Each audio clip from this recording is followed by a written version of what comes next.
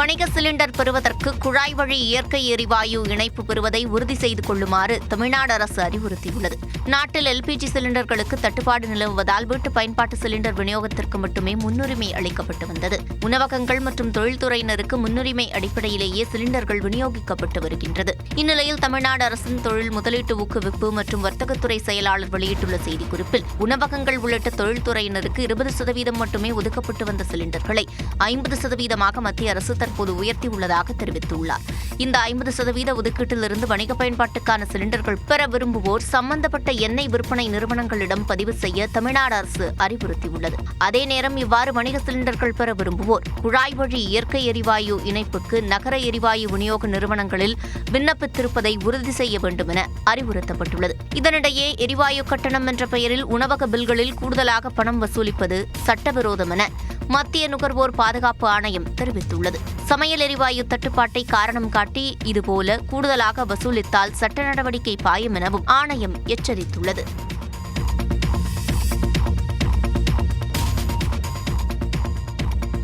ஒரு சிலிண்டரை கொண்டு வந்து கொடுத்தால் 1 மாதம் முழுவதும் பிரியாணி இலவசமாக வழங்கப்படும் என்ற வினோத ஆஃபரை ஒசூரில் உள்ள உணவகம் ஒன்று அறிவித்துள்ளது. உணவகங்களில் வணிக சிலிண்டர்களுக்கு கடுமையான தட்டுப்பாடு நிலவி வருவதால் பல கடைகள் மூடப்படும் நிலை உருவாகியுள்ளது. இந்நிலையில் ஒசூரில் உள்ள உணவகம் ஒன்று ஒரு வணிக கேஸ் சிலிண்டரை தங்களிடம் கொடுத்தால் 1 மாதத்திற்கு தினமும் ஒரு சிக்கன் பிரியாணி வழங்கப்படும் என வினோதமான அதிரடி ஆஃபரை அறிவித்து கவனம் பெற்றுள்ளது. தட்டுப்பாடு எதுவுமே இருக்கக்கூடாதுன்றதுக்காக யோசிச்சோம், ஒரு இதுவாக போட்டோம். இது ஒரு விளையாட்டு காரணமா நாங்கள் ஸ்டார்ட் பண்ணல. எங்களுக்கும் ஒரு 1-2 சிலிண்டர் குறைய இந்த கஷ்டம் வந்துருமோ அப்படின்ற ஒரு பயத்துக்காக இந்த ஆஃபர் கொடுத்தோம். ஆனால் அது ஒரு 2-3 சிலிண்டர் எங்களுக்கு கிடைச்சிச்சு. சில சிலிண்டர்கள்லயும் விறகுலையும் நாங்கள் அது பேலன்ஸ் பண்ணி யூஸ் பண்ணிட்டு இருக்கோம். சிலிண்டர் விநியோகம் இயல்பு நிலைக்கு திரும்பும் வரை எந்த ஆஃபர் இருக்கும் எனவும் ஹோட்டல் நிர்வாகம் தெரிவித்துள்ளது. கோவை மாவட்டம் மேட்டுப்பாளையம் அருகே பழைய துணிகளுக்குள் இருந்த 12 சவரன் தங்க நகைகளை எடுத்து காவல் நிலையத்தில் ஒப்படைத்த பழைய துணி வியாபாரிக்கு பாராட்டு குவிகிறது. பழைய துணி வியாபாரியான செந்தில்குமார் ஆலாங்கொம்பு பகுதியில் கடை வைத்து பழைய துணி வியாபாரம் செய்து வருகிறார். இந்நிலையில் கடைக்கு விற்பனைக்கு வந்த புடவை ஒன்றுக்குள் மணிபர்ஸ் இருப்பதைக் கண்ட அவர் அதனை திறந்தபொழுது 12 சவரன் தங்க நகைகள் இருந்தது தெரிய வந்தது. அதனை உடனடியாக சிறுமுகை காவல் நிலையத்திற்கு கொண்டு சென்று ஒப்படைத்தார். விசாரணையில் அந்த நகைக்கு உரியவர் சுதா என்ற பெண் என தெரிய வந்தது. உரிய ரசீது மற்றும் ஆவணங்கள் காட்டப்பட்ட நிலையில் நகைகள் ஒப்படைக்கப்பட்டன. இந்நிலையில் புடவைக்குள் இருந்த நகைகளை காவல் நிலையத்தில் ஒப்படைத்த பழைய துணி வியாபாரி செந்தில்குமாரின் செயலுக்கு பலரும் பாராட்டு தெரிவித்தனர். பொதுமக்கள் தரப்பில் இருந்து அவருக்கு வாழ்த்துக்கள் குவிந்த வண்ணம் உள்ளன.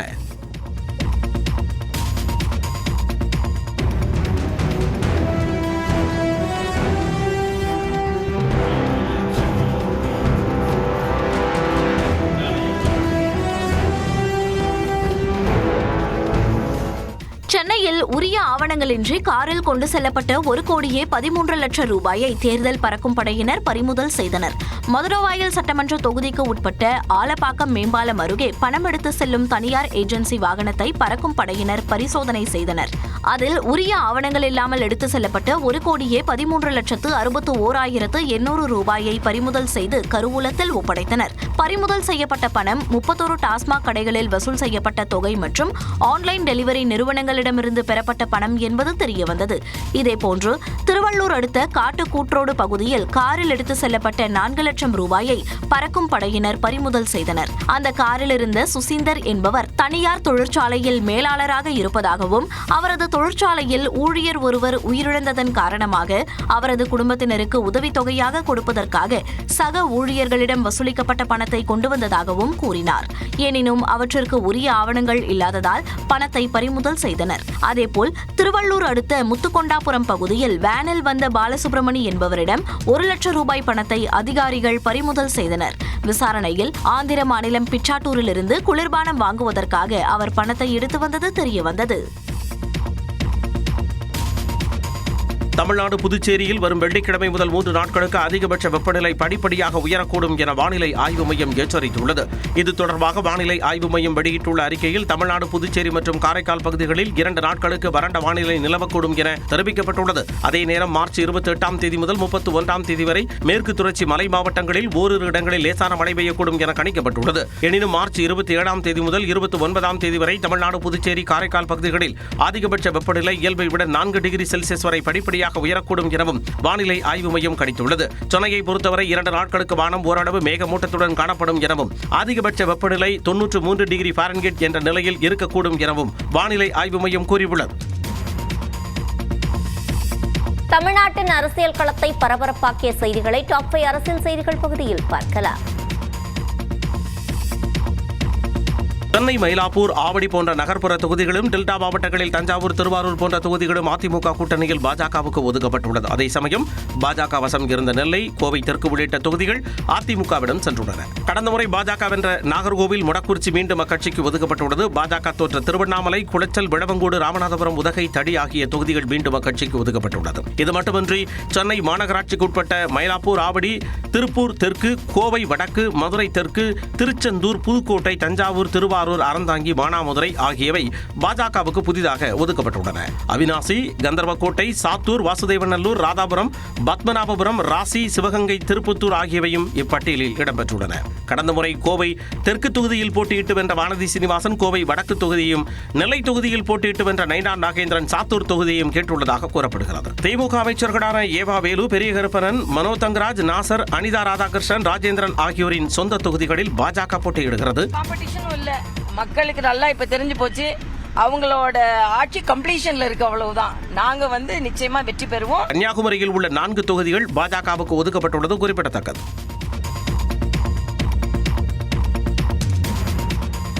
பாமக செல்வாக்கு நிறைந்த பகுதிகளாக கருதப்படும் வட மாவட்டங்களைச் சேர்ந்த முக்கிய சட்டமன்ற தொகுதிகளை அன்புமணி தலைமையிலான பாமக தக்க வைத்துள்ளது. கடந்த முறை 23 தொகுதிகளில் பாமக போட்டியிட்டு 5 இடங்களில் வென்ற நிலையில் இம்முறை அக்கட்சிக்கு 18 தொகுதிகள் ஒதுக்கப்பட்டுள்ளன. இந்த நிலையில் பாமக போட்டியிடும் தொகுதிகளை அதிகாரப்பூர்வமாக அதிமுக பொதுச் செயலாளர் எடப்பாடி பழனிசாமி அறிவித்தார். மேற்கு, 2வது தர்மபுரி, 3வது பென்னாகரம். தற்பொழுது பாமக வசம் உள்ள சேலம் மேற்கு, தர்மபுரி, பென்னாகரம், பாமக கடந்த முறை தோற்ற மயிலாடுதுறை, திருப்போரூர், சோளிங்கர், ஜெயங்கொண்டம், விருத்தாச்சலம், கீழ்வேளூர், செஞ்சி ஆகிய தொகுதிகளில் பாமகவுக்கு மீண்டும் வாய்ப்பு அளிக்கப்பட்டது. இது தவிர்த்து சென்னை மாநகராட்சிக்குட்பட்ட பெரம்பூர், விக்கிரவாண்டி, உத்தரமேரூர், போளூர், ரிஷிவந்தியம், காட்டுமன்னார் கோவில், சேலம் வடக்கு, அம்பத்தூர் ஆகிய தொகுதிகள் பாமகவுக்கு ஒதுக்கப்பட்டுள்ளன. தேர்தலில் மிகப்பெரிய வெற்றியை நாங்கள் பெறுவோம். குறைந்தது 200 தொகுதிகளில் நாங்கள் வெற்றி பெறுவோம். தற்பொழுது பாமக வசமுள்ள மேட்டூர், மயிலம் மற்றும் கடந்த முறை பாமக தோல்வியை சந்தித்த காஞ்சிபுரம், கீழ்பெண்ணாத்தூர், பந்தவாசி, நெய்வேலி, பூந்தமல்லி உள்ளிட்ட தொகுதிகளில் இம்முறை அதிமுகவை போட்டியிடுகிறது. திமுக அமைச்சர்கள் KN நேரு, மா சுப்பிரமணியன், TRB ராஜா, நாம் தமிழர் தலைமை ஒருங்கிணைப்பாளர் சீமான் ஆகியோரின் சொந்த தொகுதிகளில் TTV தினகரனின் அமமுக போட்டியிட உள்ளது. கடந்த தேர்தலில் தேமுதிக உள்ளிட்ட கட்சிகளுடன் கூட்டணி அமைத்து 165 தொகுதிகளில் போட்டியிட்ட அமமுக ஒரு தொகுதியிலும் வெற்றி பெறாத நிலையில் இம்முறை அதிமுக கூட்டணியில் 11 தொகுதிகளில் போட்டியிடுகிறது. அந்த வகையில் கடந்த முறை அதிமுக போட்டியிட்ட சென்னை, சைதாப்பேட்டை, பெரியகுளம், மன்னார்குடி, ஓட்டப்பிடாரம், நான்குநேரி, திருச்சி மேற்கு, வடத்துக்குளம், பாஜக போட்டியிட்ட திருவையாறு, காரைக்குடி, பாமக போட்டியிட்ட திருப்பத்தூர், சென்னை, பூந்தமல்லி ஆகியவை இம்முறை அமமுகவுக்கு ஒதுக்கப்பட்டுள்ளது. எங்களுக்கு தேவை அதிகம். அதே நேரத்தில் 11 தொகுதிகளில் தொகுதி பட்டியலை பார்த்தாலே தெரியும். நாங்கள் கேட்டிருந்த பட்டியலில் தான் தொகுதிகள் கிடைத்திருக்கு. எங்களுக்கு உள்ள 11 தொகுதிகளில் கூடுமானவரை நல்ல தொகுதிகளாக பெற்றிருக்கிறோம்.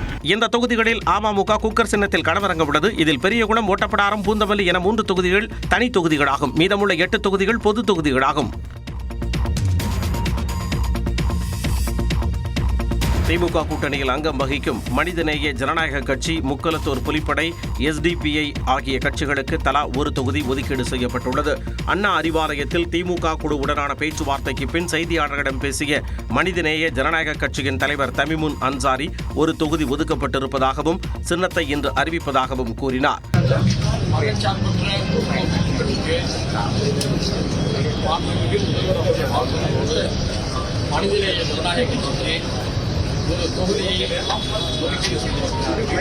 அதேபோல SDPI கட்சிக்கு ஒரு தொகுதி ஒதுக்கப்பட்டுள்ளது.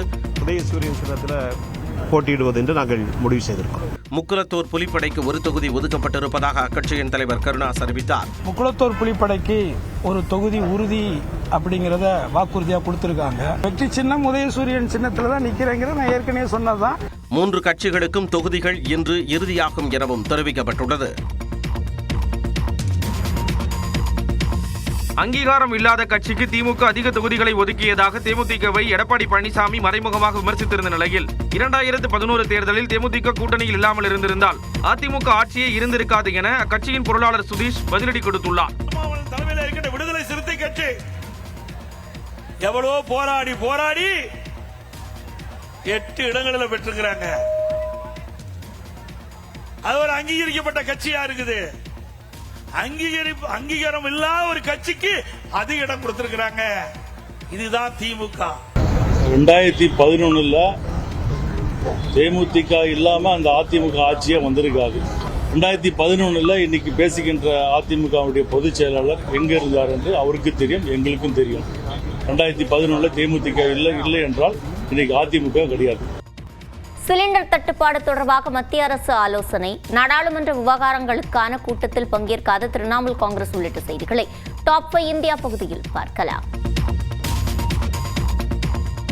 சமூக வலைதளங்கள் மற்றும் சில ஊடகங்களில் சமையல் எரிவாயு சிலிண்டர் முன்பதிவு விதிகள் மாற்றப்பட்டுள்ளதாகவும் எரிபொருளுக்கு தட்டுப்பாடு நிலவுவதாகவும் பரவி வரும் தகவல்கள் முற்றிலும் தவறானவை என மத்திய அரசு விளக்கமளித்துள்ளது. சமையல் எரிவாயு சிலிண்டர் முன்பதிவு செய்வதற்கான கால இடைவெளியில் எந்த மாற்றமும் செய்யப்படவில்லை என்றும் தற்பொழுது நடைமுறையில் உள்ள அதே விதிகளை தொடரும் என்றும் தெரிவிக்கப்பட்டுள்ளது. நகர்ப்புறங்களில் 2 சிலிண்டர் முன்பதிவுகளுக்கு இடையே குறைந்தபட்சம் 25 நாட்கள் இடைவெளி இருக்க வேண்டும் என்றும், கிராமப்புறங்களில் 2 சிலிண்டர் முன்பதிவுகளுக்கு இடையே குறைந்தபட்சம் 45 நாட்கள் இடைவெளி இருக்க வேண்டும் என்றும் விவரிக்கப்பட்டுள்ளது.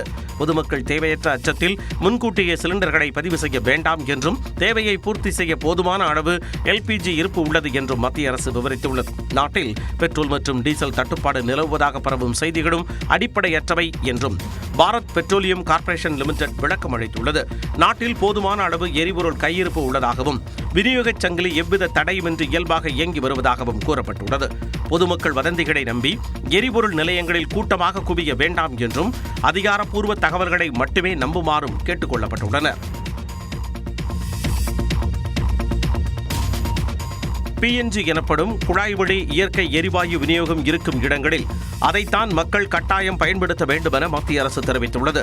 சமையல் எரிவாயு தட்டுப்பாட்டை போக்கும் வகையில் மத்திய அரசு மேற்கொண்டு வரும் நடவடிக்கைகள் குறித்து டெல்லியில் செய்தியாளர்களிடம் மத்திய பெட்ரோலியம் மற்றும் இயற்கை எரிவாயுத்துறை இணை செயலாளர் சுஜாதா சர்மா PNG இணைப்புக்கு மாற வீடுகளுக்கு 3 மாதங்கள் மட்டுமே அவகாசம் என்று தெரிவித்தார். அதற்குள் PNG இணைப்புக்கு மாற தவறினால் LPG எரிவாயு விநியோகம் முற்றிலும் துண்டிக்கப்படும் எனவும் அவர் எச்சரிக்கை விடுத்தார்.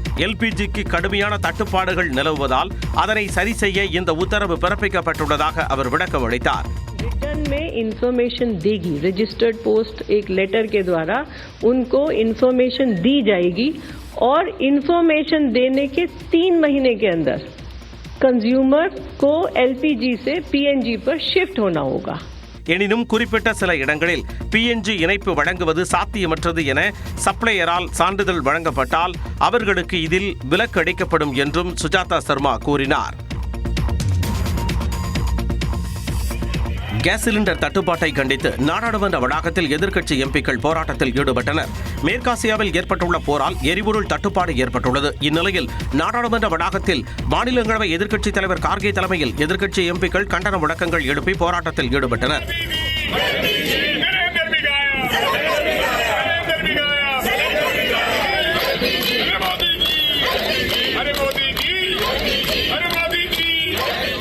அதேபோல டெல்லி சட்டமன்றத்திற்கு வெளியே ஆம் ஆத்மி MLAக்கள் பதாகைகளை ஏந்தி பேரணியாக சென்றனர்.